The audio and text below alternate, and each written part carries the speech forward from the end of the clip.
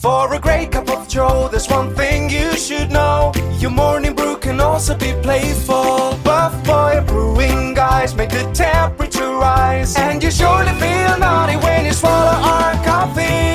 If you want some real heat, give your mouth a fine treat. You will want some more, rest assured. Buff Boy Brewing, you can't get enough of.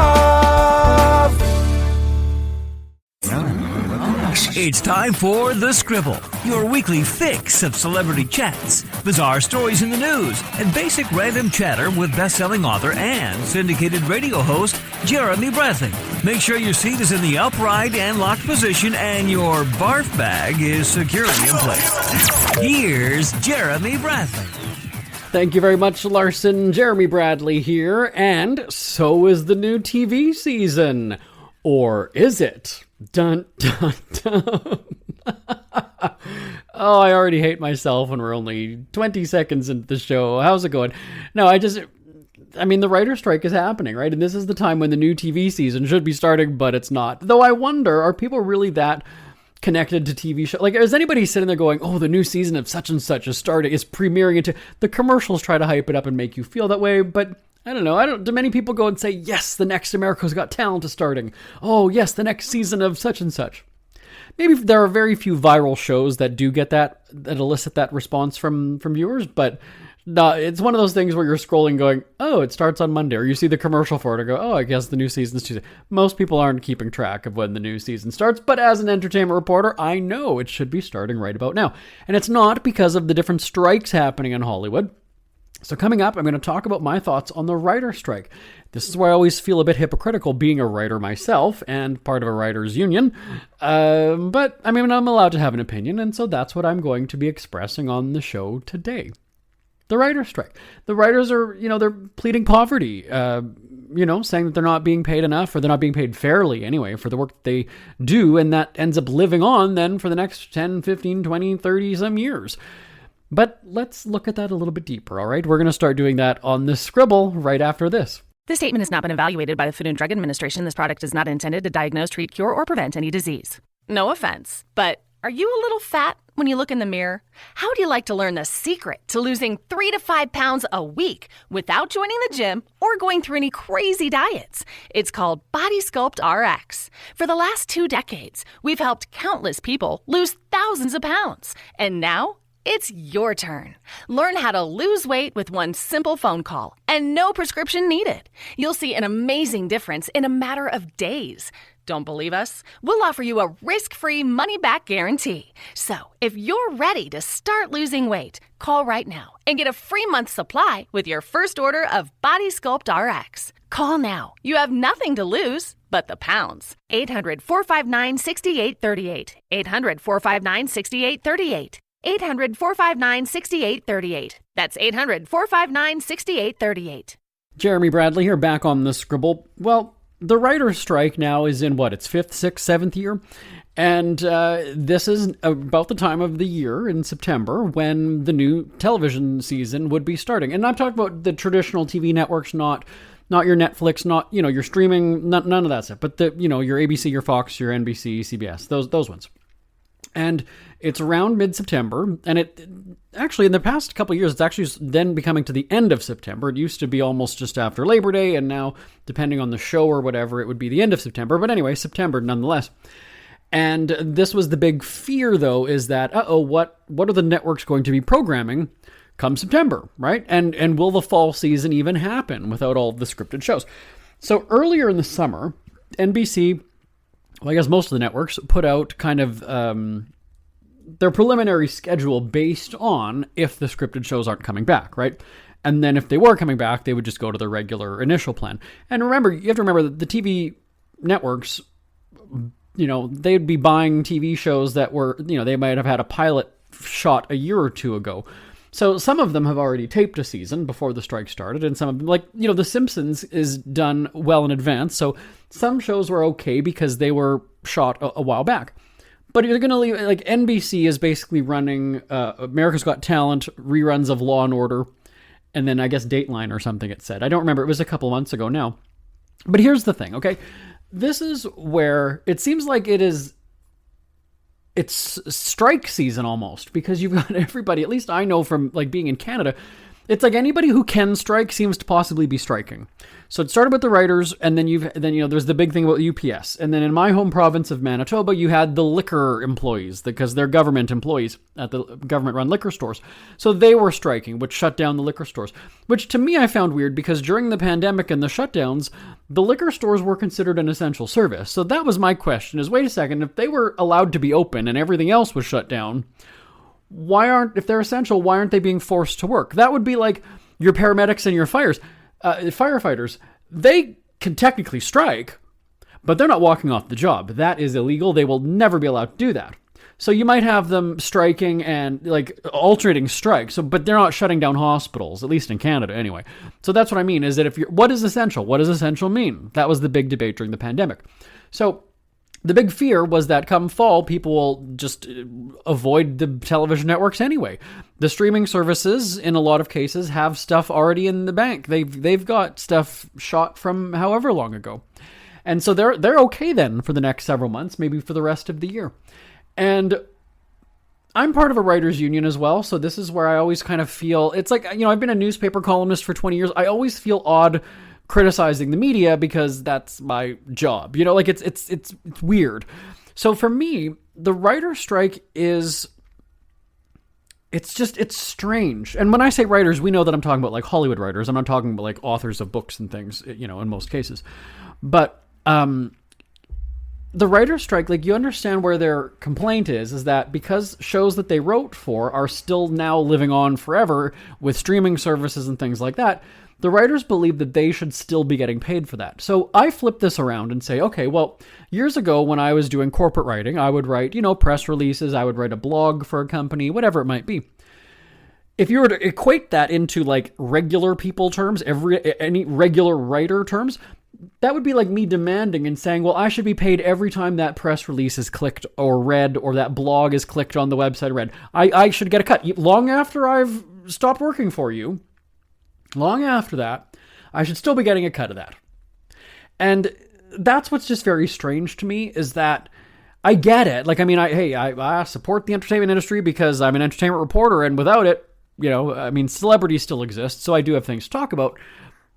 So I get that they want to be paid fairly as they see fairness, but at the same time, I kind of look at that and go, look at as just a general writer. Our producer, Bonnie Winters, she's been a writer for many years. She started out doing magazine publishing, as I did. She never did books or anything like that, but she's certainly been an entertainment writer for our content. And I said that to her. She's like, yeah, when you put it like that you would, and think about it, that's for any job. That would be like you saying, okay, well, every time, maybe you created a product, maybe you invented something, and you did that while you were working for the company. Well, now every time that company goes and sells that technology or that machine or whatever it is, you're still going to be getting a cut all these years later. And it's possible, maybe you do have that worked into your contract, but it just seems unreasonable. And that's where my thing is like, I understand that the writers are going and saying, well, the show is living on and it's, it's being sold and I'm not getting, yeah, but face the facts that's any fucking writer anywhere. You get the comparison that I'm drawing here is like, yeah, I wrote money-saving blogs for a payday loan company, almost 20 years ago. And that would be like me still expecting a paycheck every, 6 months, every year, however the residuals would come in. And that's just not the reality. So why, just because you're writing for a television show and it's picked up and all of a sudden resurfaces 20 years later, do you think that you should still be getting cut? You signed up for it. You agreed to the pay of whatever it was, and that's that. If you didn't have, a better manager or lawyer draw up a contract that would give you those residuals in perpetuity, no matter where it's sold or for how long, then that's also on you. And so, I understand that they're going and saying that, a bunch of writers came forward to say that their residual checks are like 18 cents. They've got 10 of them that it doesn't even total $10, and it costs more for the stamp than it does the check that came in the mail. And I get that. That's fine. And that is the reality. But that's kind of on you. I talked about it on the show, I guess maybe a month or so ago, when Billy Porter came out swinging and going, I have to sell my house because I can't afford it and blah, blah. Well, then why are you showing us this like big lavish lifestyle on social media that you're some big millionaire and A-lister and you have, well, are you faking it then? Do you really not make that kind of money? Because he described it as being fuck you money. And I'm sitting there going, well, then either you're making really bad deals in your career or you're not living, your life isn't exactly how you're portraying it. Well, welcome to social media, right? But that's where I'm just kind of, it boggles my mind going, Billy, I mean, you're the one who makes all these like glam appearances on red carpets and make it seem like you have this big, fabulous, wealthy lifestyle. You're an A-lister, you're in Hollywood. And I'm looking at it going, I can buy your fucking house and I'm not even a big Hollywood superstar because I also just, I made very good money doing radio syndication for many years. And, if we're talking dollars and cents at the height of my career in radio, I was making $250,000 as an entrepreneur, as an independent broadcaster. So, that's where I also just made sure that as a writer, I own the content. I mean, sure, what would I need I would never use a press release for a payday loan company in my life. So fine, whatever. I don't care if I don't own that. But if it's anything like those money saving columns that I was writing, I made damn sure that I still had the first rights of it, that I could then go and repurpose it for my own use. They didn't own the copyright to it. And that was worked into the contract that I had with them. And so, but that's what I'm saying though, is like when you work for another company, right? You could create something, you can invent something, and then you're long gone and they're still using it, and then demanding that they just keep paying you for it. Right? I mean, that's just not how things work. So like I said, I sympathize because writers obviously, entertainment is a huge industry. Duh. I mean, TVs, movie, everything that you're watching on strip, like at some point during the day, you're watching most likely some kind of scripted or streaming content on Netflix, on your phone, on the regular TV, on whatever. I mean, you're probably consuming something that's by a Hollywood writer at some point during your week, maybe not in every day, but certainly, right? If you're going to the movie theater, if you're whatever. And so they do play a big part of the economy and of society and, everything like that. But I wonder though if they're maybe feeling too high and mighty. And so when you hear the other side of it from the big networks or from the big production companies or whatever it is, I mean, I'm not saying that I don't agree. I'm not saying that I agree with the big companies going and saying, well, we can't afford it. Why would we pay? No, I get that. Because that's also just greed as well. We know that these executives are making millions and millions and billions in some cases. So I don't, it's kind of weird, right? When you've got Bob Iger or whoever from Disney is like, well, it's just unreasonable. Well, we know how much you make, big guy. So I don't buy that. Disney is not hurting for cash, let's be honest, right? But I do understand them sort of putting their foot down and saying, well, how long do you want to keep being paid for, like, if you think about how much content Disney produces, that means that they're shelling out, checks endlessly to everybody, which again, perhaps is fair in some people's. If you're a writer, of course you see it that way. But I'm just saying, like, as a best-selling author, as an entertainment host, as a radio writer, as a unionized writer, I mean, I agree, but I don't agree. I don't know. Sure, would I love to still be getting paid for something that I wrote 20 years ago? Absolutely. But that's also where I wrote my own book and I still am getting paid all these years later. It's a different, that's two totally different things. But I don't know. Tell me what you think of the writer's strike. And I also believe that, I'll give you the email address, live@jbonair.com, live@jbonair.com. And I also believe, though, that the longer it drags on, I think what's starting to happen is the networks are just going to cancel those shows. They're just going to go and say, all right, well, you know what? You haven't produced it for us, so fuck it, you're done. And then I don't know if the public would even really notice all that much. There's such a big, not a big push, but like the trend of going back, I'm now obsessed with watching like Cheers reruns. And I'm kind of sick of like Will and Grace at that point. But like Two and a Half Men, all these, sitcoms that are, 15 years old, 20 years old. I guess Cheers is 40 years old, and it premiered in 1982 when I was born. People are just taking that walk down memory lane and watching those old shows again. Maybe dusting off the DVDs of Will and Grace and Married with Children and Seinfeld.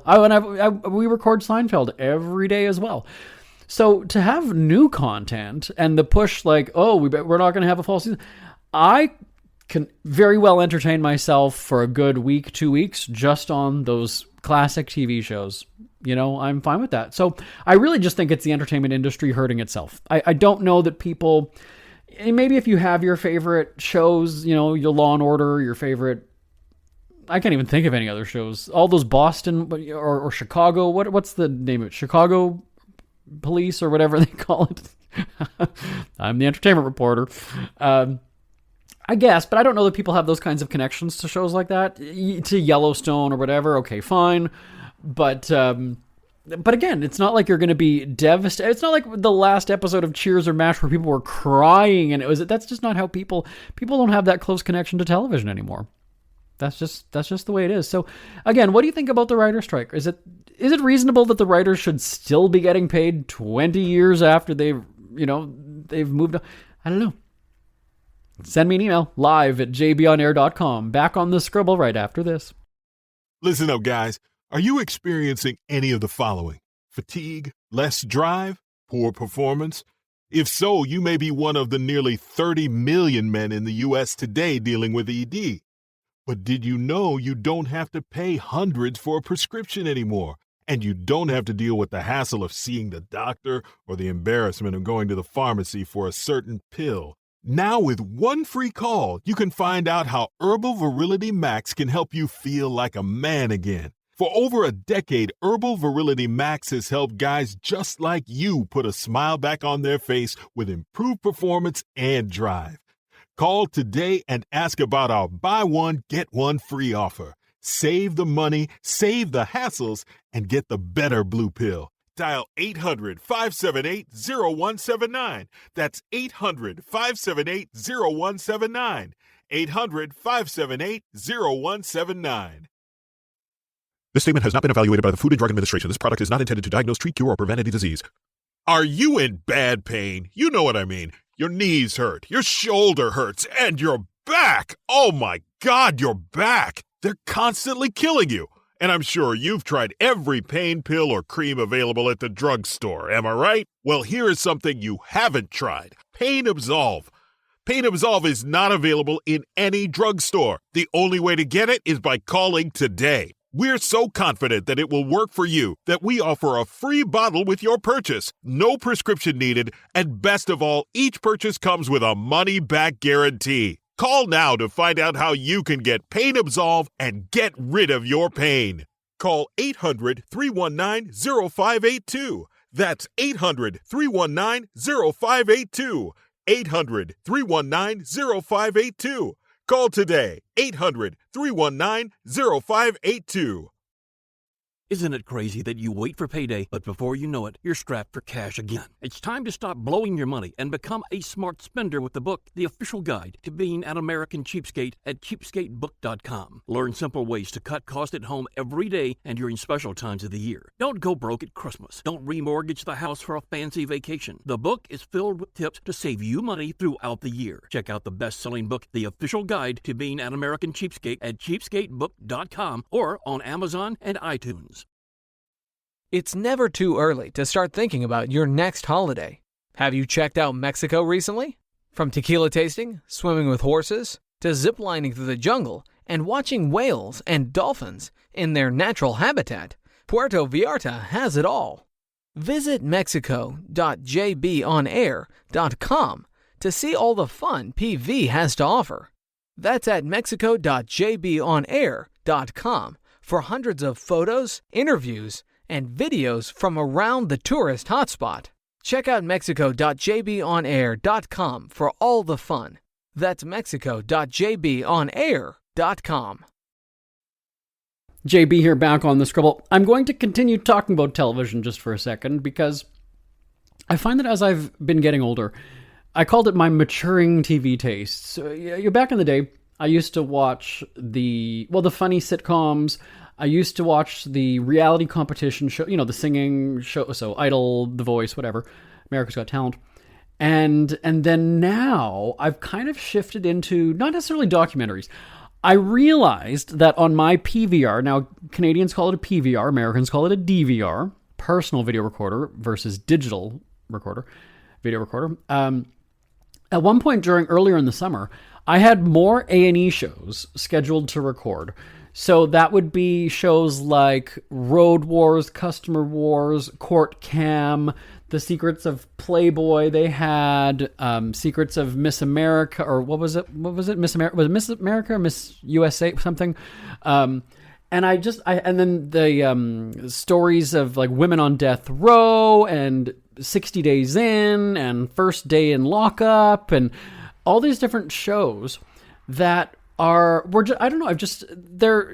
sensationalized, I guess, to a point, and some of them, it's the cell phone videos of Karens freaking out in stores and throwing things at the cashier or whatever, and then the prison shows.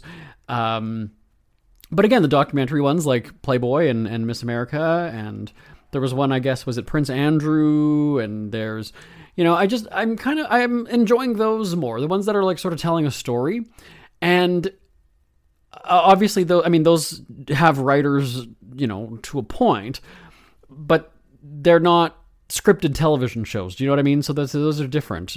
The thing about the strike that maybe people aren't aware of is that news writing is different than, we call them Hollywood writers, but you know what I'm saying. Like, none of your news shows and entertainment news, because when the strike was first happening, I had said to our team, I was like, well, that means I'm on strike then, because I'm part of a union that's going to be striking. And I didn't realize that we are different, because entertainment news is not like Hollywood news reporting. So your shows like Entertainment Tonight or Access Hollywood or whatever, those ones, those are all still on. So because it's entertainment news is different, and news is different than, okay, so, but anyway, so yes, as I've been getting older, I found that I don't really care for the, I guess the one camera sitcoms, like I don't find the TV shows now really to be funny. I like the classic sitcom where you've got the audience laughing, and it's just more, the 4-camera format or the 3-camera format, depending on the show. But yeah, I've really enjoyed. Oh, and then there's the one that Pierce Brosnan has on the History Channel, the world's greatest heists, and then the one with Morgan Freeman, the greatest escapes. So the History Channel shows I've been enjoying, and that's not because of the writer's strike. It's just because I'm finding those. I like those stories that are just more interesting. So is that something with age? Is that just something that, you've consumed all the reality TV you can, so it's time for something different? What do you think it's a symptom of? Send me an email, live@jbonair.com, live@jbonair.com. Yeah, I want to know what you think. And also when I was a teenager, I loved the talk shows, right? So I was obsessed with, and what's really funny too, let me talk about my career for a second. Like, I was obsessed with shows like Montel Williams, Lisa Gibbons, Jerry Springer, Maury Povich. I was obsessed with all those daytime talk shows, and over the course of my radio career, I've either met and or had them on the show, had them on the radio with me, which is just, it's so very cool to kind of look back at that. But anyway, so, when you're a teenager, well, first of all, when you're a kid, for my generation, let me talk to the 40-year-olds here for a second. I was the kid who was waking up Saturday. I was the first one awake, almost always. I'd be on the couch, and I loved being the only one awake in the house. For some reason, I was the youngest, but there was just almost a sense of power being the only one up right now. I've got control of the TV. We didn't have a house with, 4 or 5 TVs, and I would watch my Saved by the Bell, my California Dreams, not necessarily the cartoons. I guess once when we were younger, it was the cartoons, and then I was 8, 9, maybe 10 years old, it was Saved by the Bell. And obviously, you're not into the adult kind of shows. And I mean adult in the sense of just like storyline. You're not into LA Law when you're, 8 years old. Maybe you are. I wouldn't have understood it is what I'm getting. I'm not talking porn. They're like, what are you talking about? Adult? No, I'm not saying that. But, and then when I was a teenager, the daytime talk shows were kind of the big thing. So all those people I just listed, Jerry Springer, Maury, whoever. And then, because reality was kind of coming around when I was in my early 20s, Survivor, I guess, was the first one. Oh, sorry, American Idol. Was Survivor Idol? I think it was maybe Survivor that was first. It was kind of the big show, and then American Idol kind of swept, and then you have all these other ones. And at that time, I was also starting on the radio as an entertainment reporter, correspondent anyway, so I was having to watch those shows. And then I think maybe that's kind of why I got sick of it, was because I had to watch them, and then I lost interest. And there was just that oversaturation of those kinds of shows as well. You know, well, oh, it's another singing competition. Oh, it's another talent show. Oh, it's another... And, you know, and a fun fact, by the way, America's Got Talent once hosted by Jerry Springer. Look, there's a crossover there. I don't know that he was hosting it when we were covering it. No, it was Nick Cannon all the time when we were covering the red carpets for AGT. And then, as I was saying, that, you know, then you had your sitcoms like, well, Will and Grace was when I was a teenager, but, you know, the later shows, I guess No Friends was when I was a teenager as well. I'm trying to think of what it was. Well, Two and a Half Men, Everybody Loves Raymond.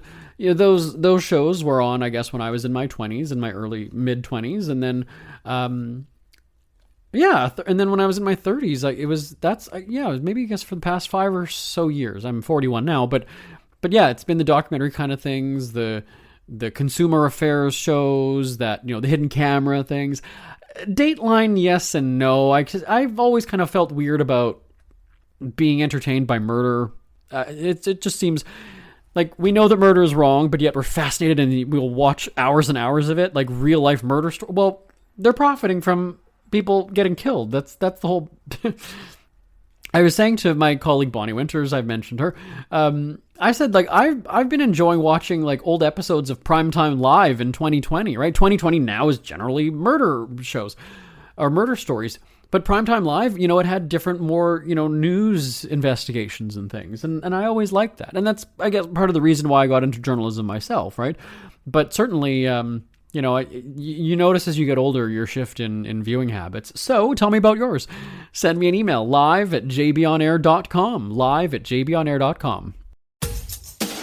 Ever had something to get off your chest but never had the balls to say it? That's a load of crap. Speak Free with JB.com is exactly what you've been waiting for. Your chance to tell it like it is and not care what anybody else thinks. Have your say on issues of the day. Join newspaper and radio columnist Jeremy Bradley as he tells it like it is. Hundreds of thousands of people have stopped by, including some well-known celebrities who have had a chat with JB and speak candidly about what's really going on in the world. You can join them too. Have a rant or a rave. Be brave and head on over to www.speakfreewithjb.com now. JB here, back on the Scribble in our final remaining moments, just because I'm making it basically a TV-themed episode today. I have a TV... this show is taped in an actual radio studio. People, you know, when they do a podcast, it's often just, you know, a microphone in their parents' basement, or it's, you know, something that they make like a studio. Because our company has produced radio for the past, you know, 18, 19, almost 20 years now, we do have a legitimate recording studio, and I'm in a radio studio, and there's a TV in the corner. So the point is that there's these commercials. It's always on mute, though, when I'm posting, obviously. But all these medication commercials, they have people like on roller coasters and dancing. I can't think of the one that just had the girl with diabetes dancing on the fountain or whatever. And diabetes looks so much fun, doesn't it? I mean, it has a good time. You can go on these there's one there, she's roller skating. I don't know the names of them. That's what I'm saying. Jardian. They've just rewound it as Jardian. That's what it's called. That's right. And the woman is just having so much fun. She's having so much fun as a diabetic. And it's weird because I don't understand. Are they glamorized? It's like life with diabetes is so much fun. We all of a sudden just have this random like flash mob dancing in the streets because we're all on the same diabetes medication. It's very strange to me. And don't get me wrong. I'm not making fun of diabetes. Most of my dad's side of the family has diabetes, so I'm not making fun. They should do it. Could you imagine, I'm going to pitch this to my family members at the next get-together, is that I want to see a family dance number. I want to see that. But I don't understand. I mean, I realize that they're trying to go for, like, it's not a bad thing. It's not, well, it kind of is, though. But it's weird. Like, do we see these Viagra commercials or, like, dancing or the baldness medications you can get? You have all these, you know, it's strange the way they're... Is glamorizing the right word? You know what I'm getting at. You've seen these ones. Ozempic. Like, why do they need a theme song? Why are they all... It's just strange to me. You know the commercials I'm talking about. Don't even pretend. Jardiance or Jardiant? What is it called?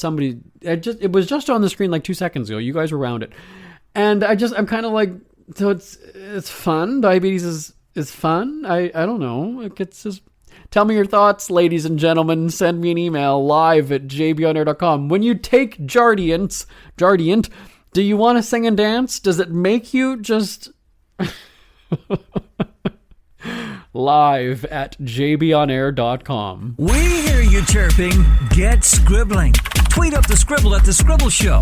Join the discussion with Jeremy Bradley. It's all going down right now on Twitter at The Scribble Show and at thescribbleshow.com. JB on The Scribble. Talk to you next time. Bye-bye, everybody. Want more Scribble? Check out thescribbleshow.com for past shows, celebrity interviews, cheapskate tips, and more. That's at thescribbleshow.com and on Twitter at The Scribble Show. The Scribble is a speak-free media presentation. If you want some